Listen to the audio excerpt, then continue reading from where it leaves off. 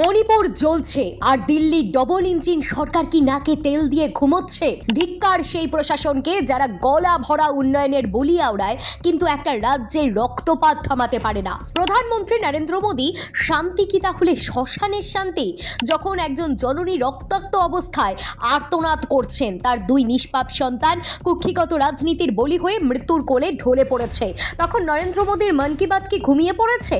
মণিপুর আজ কোনো সাধারণ রাজ্য নয়। মণিপুর আজ নরেন্দ্র মোদীর সরকারের অকর্মণ্যতা আর প্রশাসনিক দেউলিয়াপনার এক জলজ্যান্ত প্রমাণ। ডবল ইঞ্জিন সরকারের চাকা কি তাহলে সাধারণ মানুষের লাশের ওপর দিয়ে চলছে? বিশ্বগুরু হওয়ার স্বপ্নে বিভোর হয়ে থাকা মোদী সরকার কি দেখতে পাচ্ছে না যে নিজের দেশেরই একটা অংশ আজ নরকের চেয়েও ভয়াবহ হয়ে উঠেছে? শান্তি মানে শুধু 56 ইঞ্চি ছাতি আর মঞ্চে দাঁড়িয়ে লম্বা লম্বা ভাষণ নয়। শান্তি মানে সাধারণ মানুষের জীবনের নিরাপত্তা।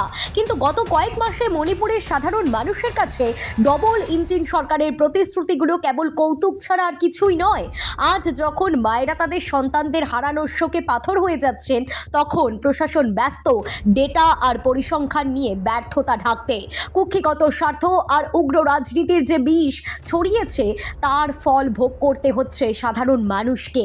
প্রশ্নটা একেবারে স্পষ্ট, কতদিন এই রক্তস্রোত দেখলে তারপর তৃষ্ণা মিটবে? কতজন শিশুর আর প্রাণ কাড়বে? মণিপুরের এই বিভীষিকা কেবল একদল দুষ্কৃতীর কাজ নয়, দিল্লির মসনদে বসে থাকা উদাসীনতার এক পরিকল্পিত পরিণতি। ইতিহাস যখন লেখা হবে, তখন মোদী সরকারের নাম সেই সব শাসকের তালিকায় থাকবে যারা একটা রাজ্যকে জ্বলতে দেখেও মুখ ফিরিয়ে নিয়েছিল। মৌনব্রত কি কেবল রাজনৈতিক সমীকরণের জন্য, নাকি মণিপুরের মানুষের জীবনের কোনো মূল্যই নেই সরকারের কাছে?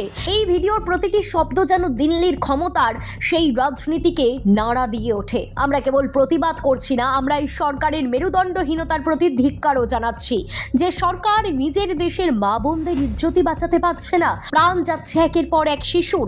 মণিপুরের এই কান্না কোনো বিদেশি ষড়যন্ত্র নয়, এটা শাসকের ব্যর্থতার ফল। মণিপুরবাসী এখন জবাব চাইছে মোদিজির কাছে। সবকা সাথ আর সবকা বিকাশ কেবল কি লাশের পাহাড় আর স্বজন হারাদের আর্তনাদ নিয়ে পূর্ণ হবে? মণিপুর আর কতদিন চলবে? ন্যায়ের অপেক্ষায় থাকা মানুষগুলোর ধৈর্যের বাঁধ যেন ভেঙে যাচ্ছে। এই ভিডিওটা তারই প্রমাণ।